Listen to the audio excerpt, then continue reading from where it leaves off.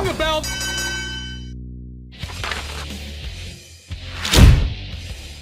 Hello, everyone, and welcome to the Slam Society. I'm your host, Karlifornia, here with a review show of the NXT Go Home show for NXT Stand and Deliver coming on WrestleMania Saturday. This is our continued coverage here of WrestleMania week. I did the review for Raw yesterday. Today's NXT. Tomorrow, I will do a review of WWE Speed, the debut edition that's going to be on X.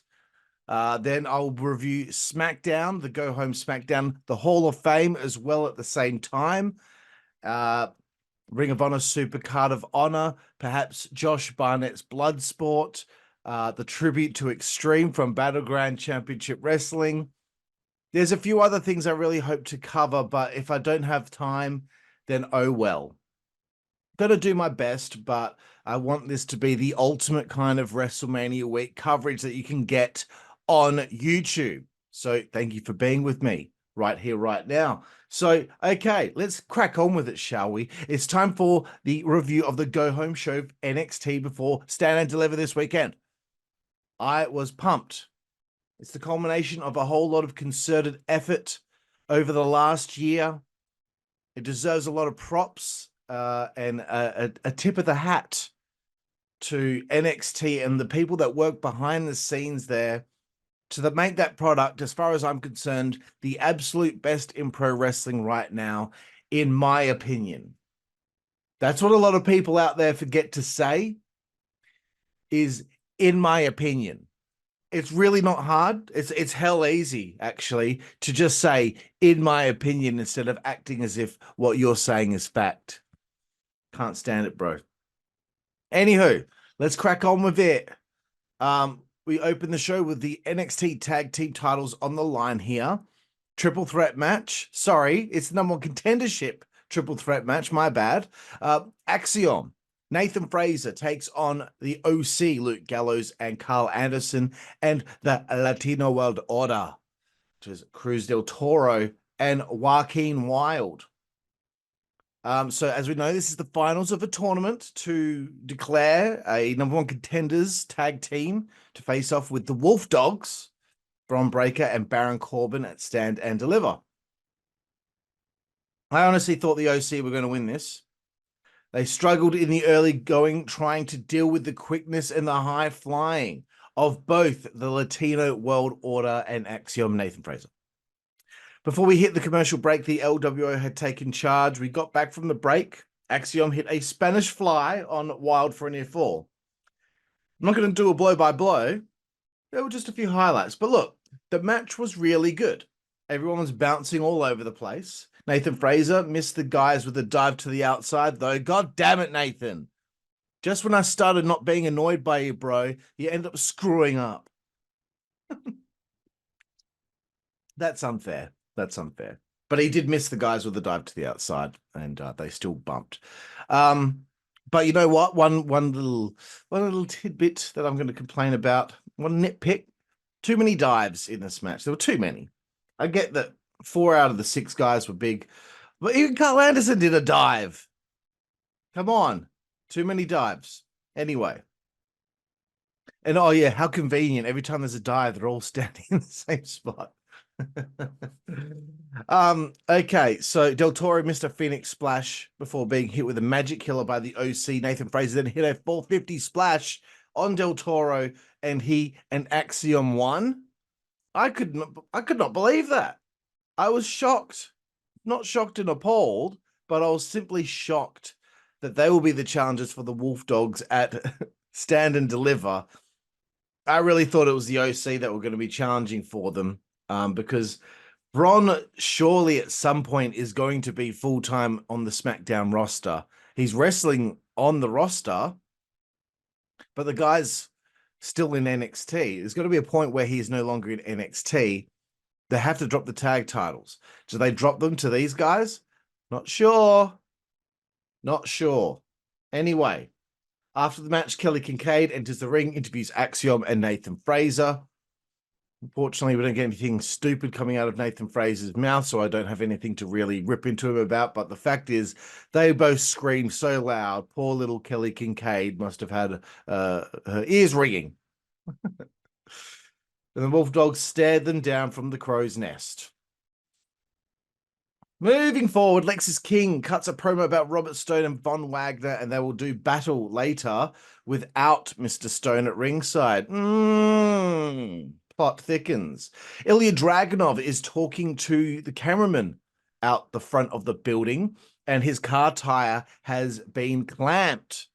Oh, what are the odds? He was going to go drive to see Tony D. Thea, you fucking doing, Tom?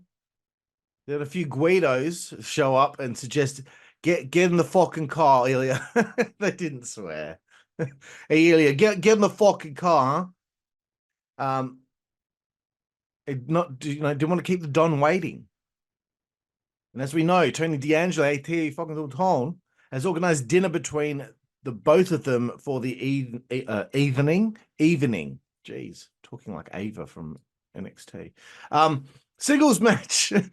Fallon Henley with Thea Hale and Kalani Jordan takes on Jacy Jayne, who has Jazmyn Nix, Izzi Dame, and Kiana James at ringside.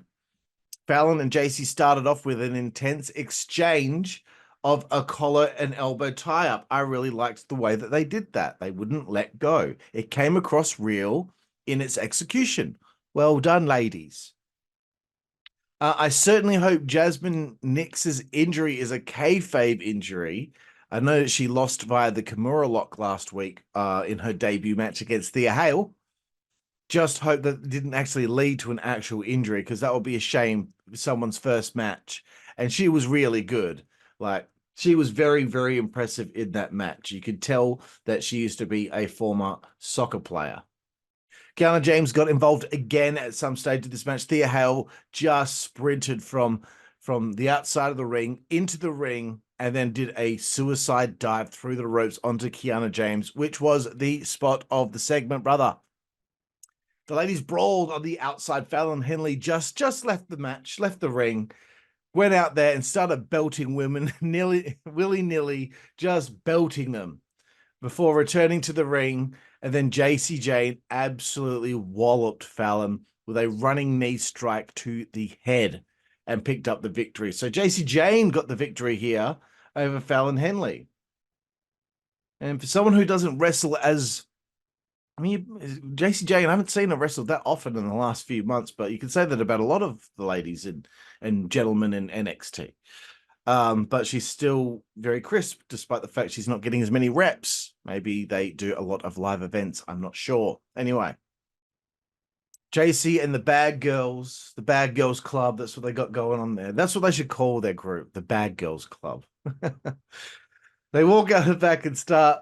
Jacy's just yelling. She's just yelling in public. She's talking smack about Thea Hale. She's just yelling at everyone around her, and her friends stand behind her in the most unnatural way. Like, they're standing facing there's the camera here. They're all standing facing this way. The girls are backing her up, like, yeah, shit like that. And like, Ava's like sitting there. It's like, who are you talking to? This I don't know, it's an edict for the people in NXT and WWE where they have to face forward at all times. I understand it, but it's a bit annoying sometimes. Ava got annoyed and stood up and told them all to move along.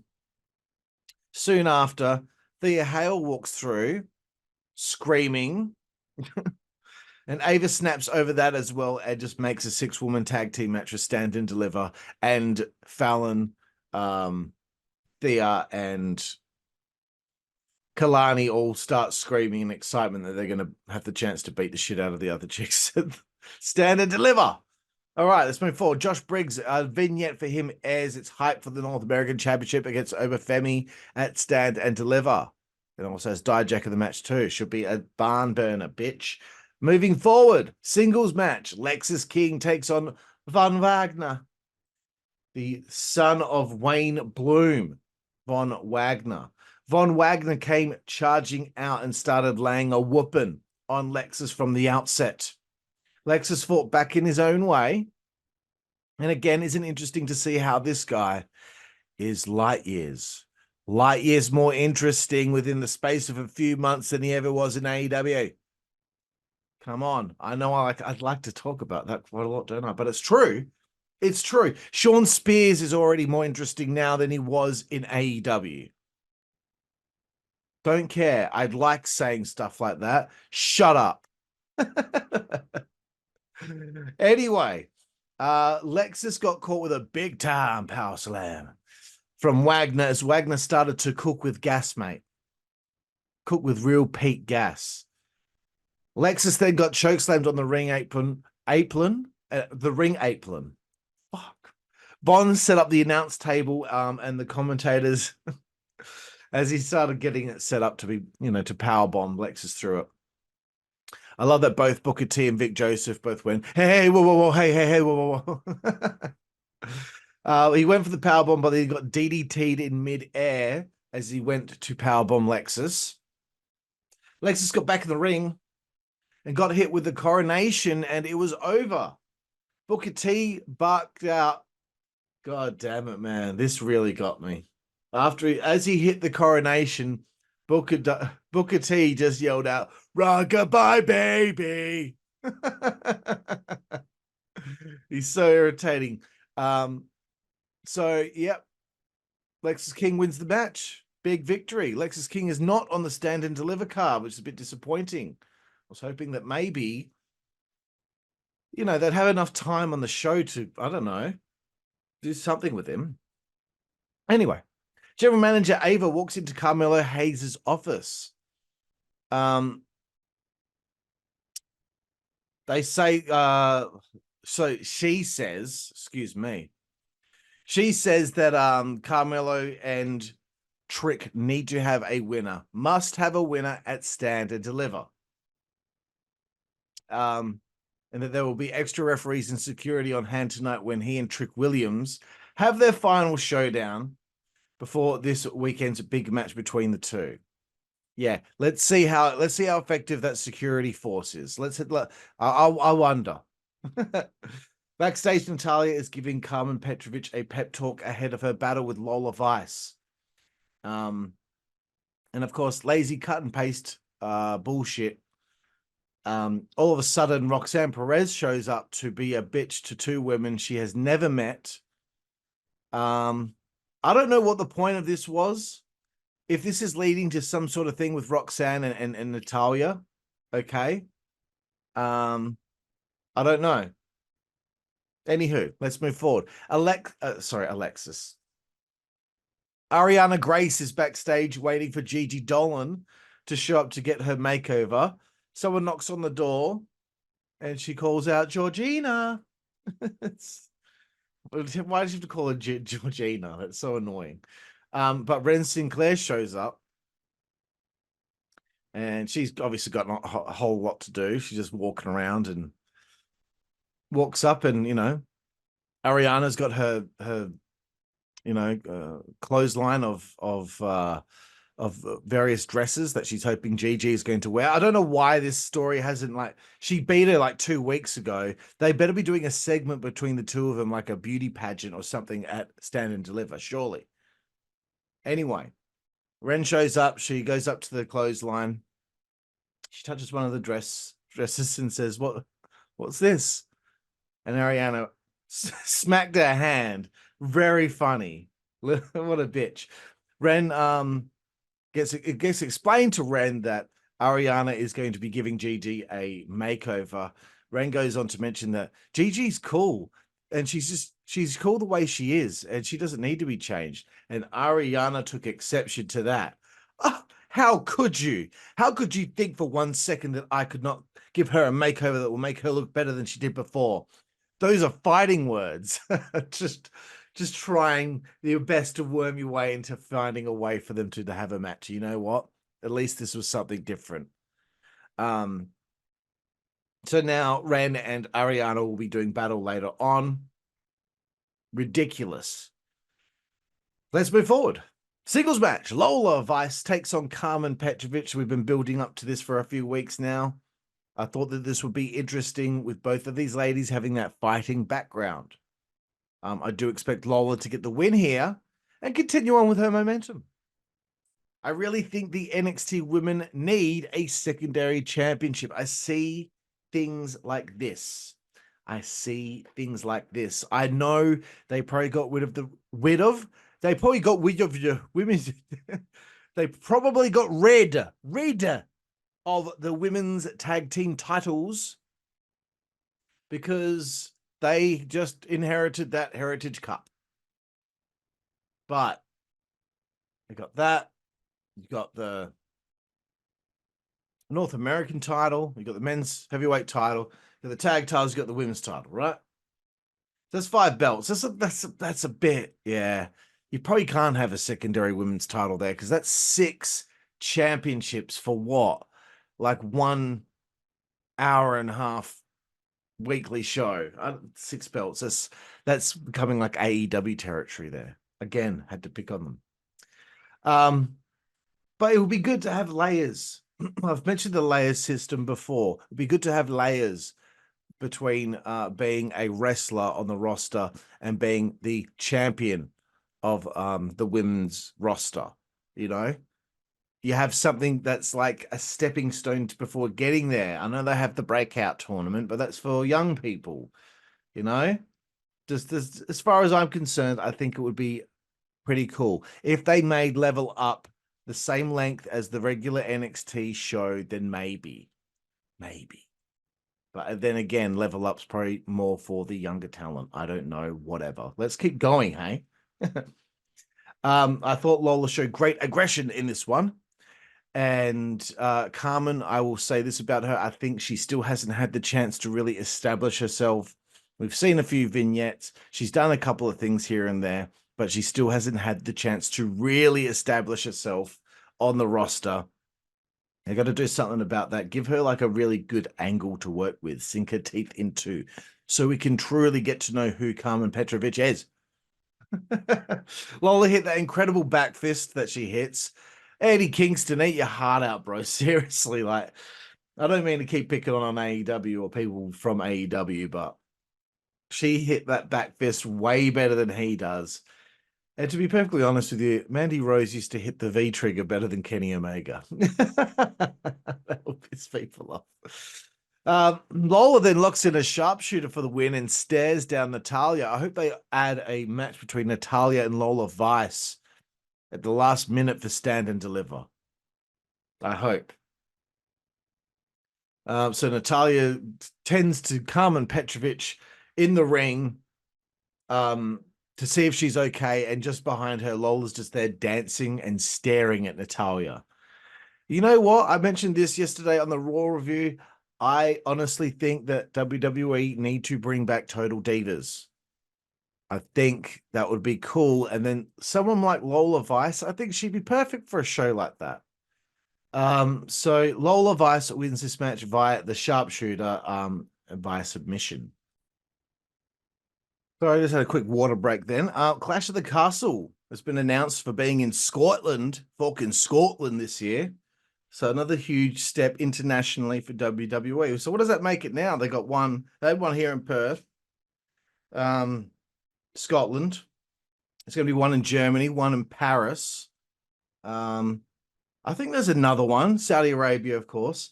A lot of their pay-per-views are international in different countries. I think this is a great idea. I think Nick Khan he's got his finger on something there. Good idea. Keep doing it. They did Puerto Rico last year. They did Wales.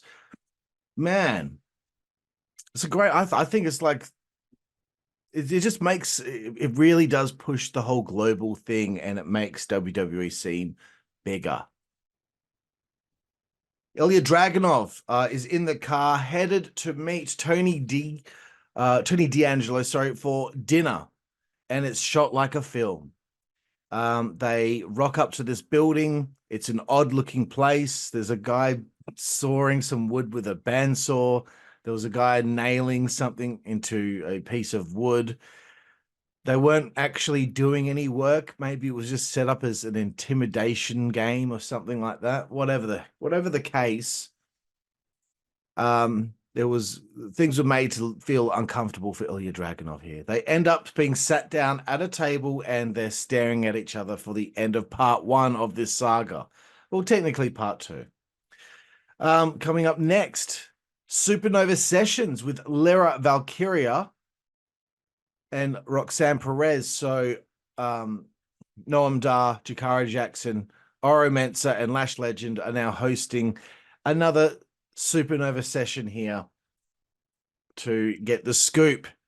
And this group, Metaphor, will be the special guest hosts of Stand and Deliver. Noam Dar introduces Roxanne Perez to come out, and he sings Roxanne. He's really annoying. Roxanne comes out. He says hello to her. She's just straight up rude. Metaphor acts so offended at her behavior. So, yep. Then Lyra Valkyria is called out, and let's be honest, bro, she looks so gorgeous with the hair down. Shit. She really does. So, okay.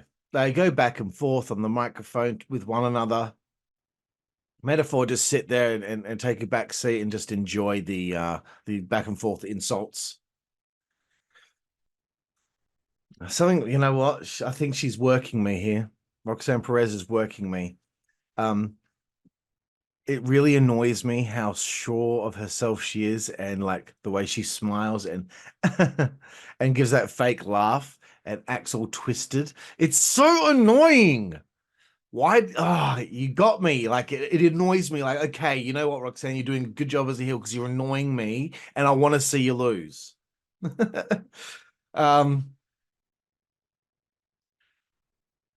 Okay, so Roxanne ended up slapping Lyra Valkyria after things got a bit heated, and then Lyra, I can't.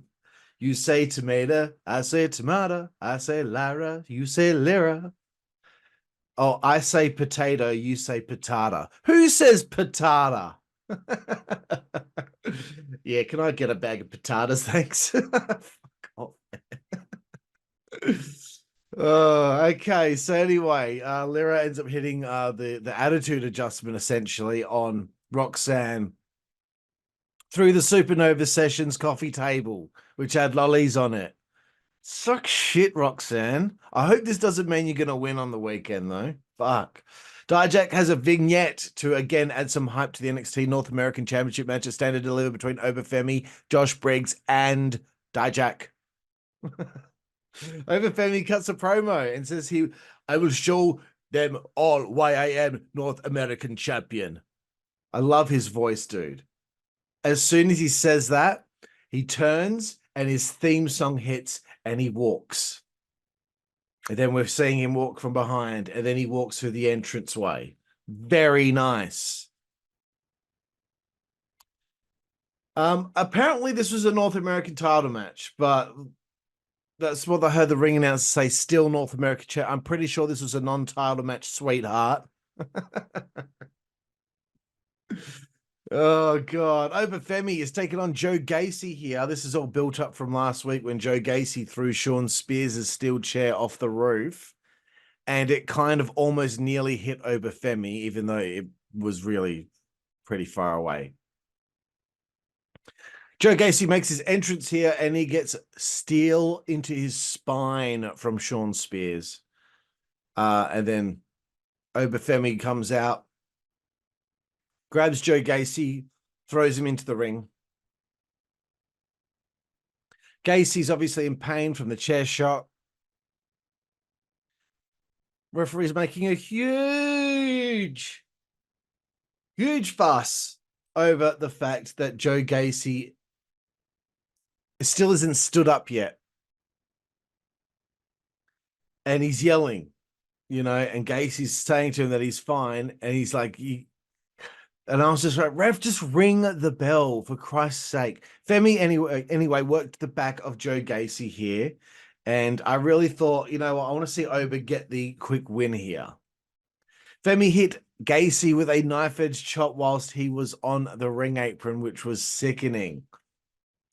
Oba Femi hit a few more power moves, and the referee stopped the match. I rolled my eyes. I'm like, what? Do you not? Okay. Do you not want Gacy to get? You don't want Gacy to be beaten at this point? They come up with a different way to go about it. Maybe have the match thrown out because Spears hit him in the back with a chair, not during the entrance, but just some time later in the match. Because I don't know about the referee stoppage thing. If he didn't have to be stretched out. Referee stoppage is supposed to be like someone's really hurt themselves. But if you have a referee stoppage and then later in the show he's just crawling around the back to demand a match with Shawn Spears in Ava's office, then was the referee stoppage even that important? Like, is he that hurt? I don't know. Wasn't really in chuff about that finish, but you know, what of it? Whatever. Who the fuck am I? Tatum Paxley is backstage and Lyra Valkyria is yelling at her because Tatum suggested that Lyra is not being herself. Whatever the case, Tatum is still clearly putting Lyra, whatever. It really annoys me that I can never remember how it's pronounced. She's putting Lyra before everything else in her life. I feel like they've cooled down a little bit on the Tatum Paxley thing over the last few weeks. I think they need to, you know, reignite that at the big show. Something needs to happen, brother. Arianna Grace taking on Wren Sinclair in the next match. Arianna, as far as I'm concerned, should always get on the microphone during her entrance, or at least after the match. Arianna has it. I want to see her like Kurt Angle. Remember Kurt Angle when he first debuted in the WWE? Every time he made his entrance, he'd have the microphone in his hand and he would talk down the crowd or say something arrogant as he's walking down the rampway to the ring. I think they should do the same thing with her because it felt like that they were doing that for a while. But I think every single week we need to hear another thing from her, another thing, another thing. That's just me. I think she's going to be a big star one day. And as long as she can keep healthy, I see Arianna Grace as a future main eventer. There, I said it here first, folks. Arianna went for a mule kick at one stage and Wren fought back with gusto, though. And right now, I would say, you know what? Wren Sinclair, the former Maddie Rankowski, my friend, just because I interviewed her once on my podcast, on the Insider's Edge podcast on this channel. She's doing a good job at coming across like the girl next door. And I think that's a big appeal for a lot of wrestling fans. I think they like that girl next door thing. Wren had a solid comeback, but she missed an axe kick, then hit a crossbody, looked to close in on the match. But Arianna Grace hit a roll-up pin. This was fucking sick.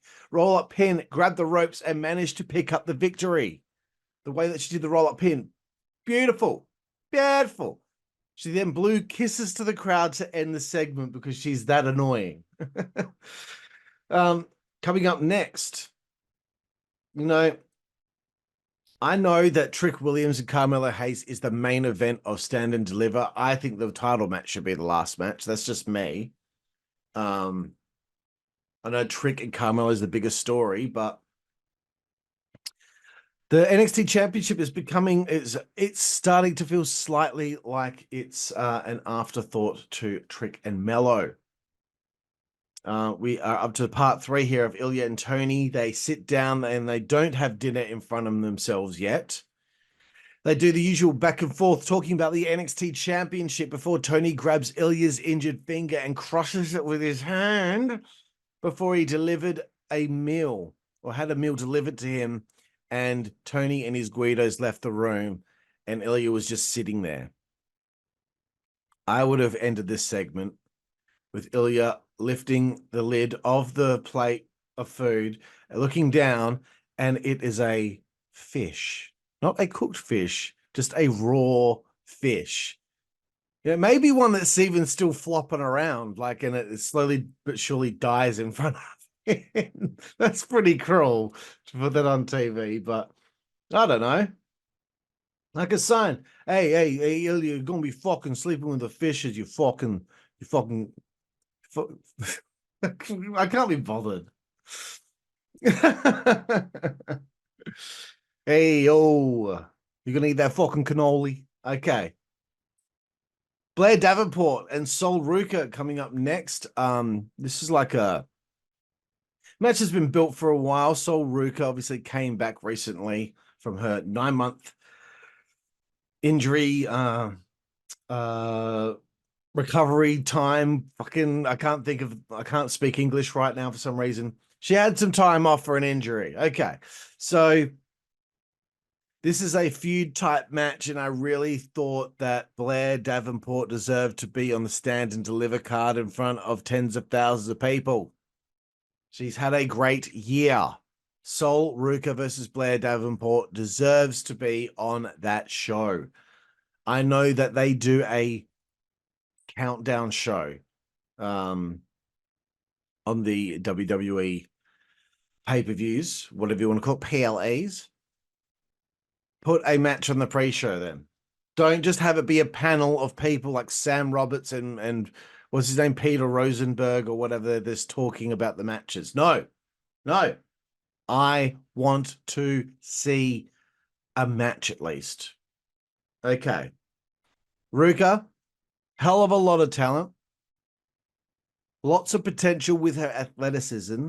And I'm telling you, going after all these former gymnasts, and was Jazmyn Nix is a former soccer player, going after former athletes or people who were athletes, brilliant. Why would you hang your hat over aging indie talent when you can hang your hat on athletes that just need to be taught how to do the thing, and then they fall in love with the sport or the sports entertainment? These former gymnasts have been great. Kalani Jordan, Danny Palmer, Sol Ruca. There's more. I can't think of them off the top of my head, but there's more. One of the chicks from Gabby, I think her name, from that Netflix series Cheer, she's still yet to be on television. And dude, she was like a phenomenal gymnast. I can only imagine how great these chicks are going to be. It's cool. Anyway, as far as Blair Davenport's concerned, I've already, sang her praises, but I think over the last few months, she has been like one of the top, if not the top worker at NXT for me. She's just been solid. Sol suplex Blair over the top rope at one stage. The one that like Bret Hart and the British Bulldog did to each other at SummerSlam. So that made my heart sink. I thought, shit, someone might get hurt here. Sol then had Blair back in the ring. She springboarded into the ring, selling the knee. She springboarded with 1 foot. She sprung up and sprung off the top rope with 1 foot to hit a splash. I was like, how? I already don't know how they do it. I already don't know how they figure out how to like get their hands from the rope, pull themselves up, and then like land on their feet and then jump off it. Like I can't calculate in my head how that works. Because if I did it, I bet you I'd eat shit. I would eat shit and I would tear something in my knee and I get a concussion and like I'd probably hurt my shoulder as well. It will be the biggest debacle of all time. Okay, so where were we? Sol hit that cartwheel DDT off the rope. Dude, okay, now I know what it's supposed to look like. She kind of screwed it up when they did it off the barricade a few weeks ago. Now I've seen it. Jesus Christ. What a move. What a move. She missed the Soul Snatcher. Ruca then reversed the exclamation point from Blair Davenport into a roll-up pinfall victory. By the way, Blair, please try and work on your Falcon Arrow. Solka. Let's just call her Solka. Ruca wins via pinfall here. Let's move forward. We're nearly at the end here of this review. Dijak walks up to Josh Briggs in the back, who's watching a TV. No one ever seems to relax and just sit down in NXT. They're always standing and staring at the TV. Dijak, yeah, he's walked up to Briggs. They both claim that they're going to win the North American title. Then Oba Femi walks up and says that he's going to retain. Oh my God! Like, could you have thought of something else, boys and girls? Is there no other scenario we could think of? Dijak, this is how it's written down. And look, I love most of this show, but this. All right, so I had this idea, lads. What we'll do is we'll get Dijak to walk up to Josh Briggs, yeah? We'll get him to walk up to Josh Briggs and be like, "Oi, Briggsy, mate, I'm going to win the North American title at Stand and Deliver." And then Briggs is going to be like, "Mate, I don't know what planet you live on, but I think that I'm actually going to beat Oba Femi and I'm going to be the North American champion at Stand and Deliver." And then Dijak's going to be like, "Oh, wait a minute. No, that's not what I said. I said that I was going to bloody win it." Then what you're going to do, lads, is you're going to get Oba Femi, who just so happens to coincidentally be right there as they're talking. And then he's going to walk in and be like, "Lads, no fucking chance. Neither of you are going to walk out with a North American title because I'm going to retain the North American title at Stand and Deliver." Just me doing that was more entertaining than that little segment, okay? I know when I watch this back, I'm going to enjoy that. Why did it have to be an English accent? Joe Gacy crawls into Ava's office and gets a match with Sean Spears booked for Stand and Deliver. Just like that. Just like that. He gets to be on the Stand and Deliver card. Why doesn't Blair Davenport, burst into there and say, "No, I want another shot at Sol Ruca. Give us a street fight at Stand and Deliver." Anyway, Ava just can't seem to catch a break with her job there at NXT. So stressful. Final face-off with Trick Williams and Carmelo Hayes is the final segment of this show. They started off talking about the good times that they had back in the day between the two of them because they were such good mates. Then they blamed each other for ruining the situation between the both of them.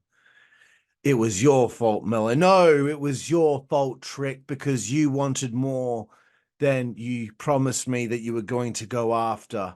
And the NXT championship is like my ex-girlfriend, and the North American championship is like your ex-girlfriend.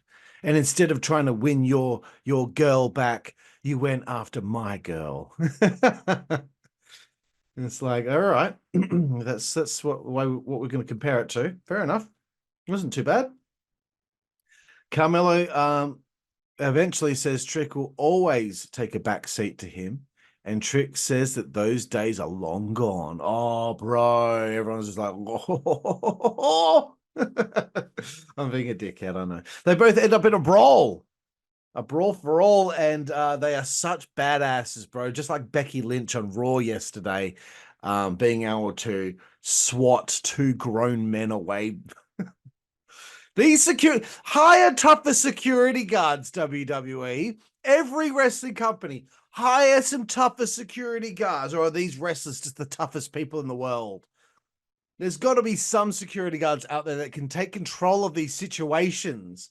They have short women swatting them away. They go flying. Like, these security guards go flying. It's so awesome. I love how over exaggerated it is.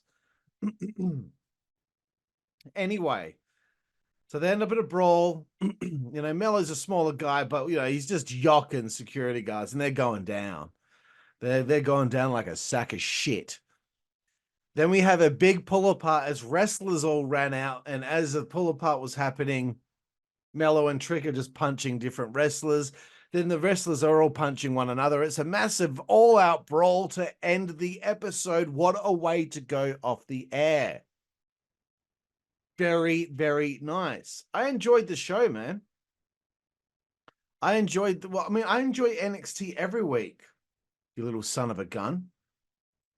I enjoyed every week. I mean,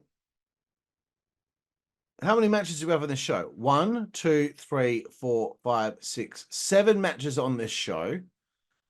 Pretty good. You know, yesterday on Raw, they plodded along so slowly. When you compare that to NXT, dude, it's like night and day. It's like night and day. So there we have it.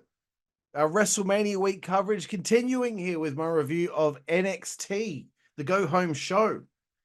I forgot to give a rating for Raw yesterday, and I'm going to give Raw yesterday a 7 out of 10.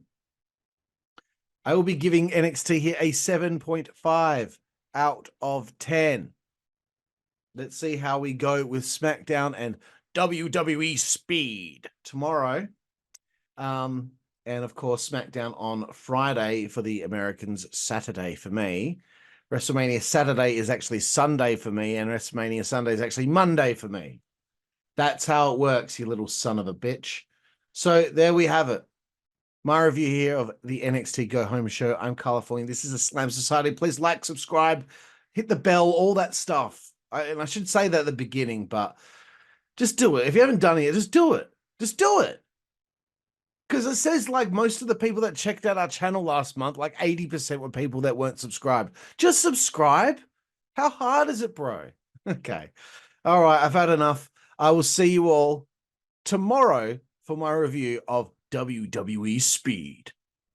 Thank you.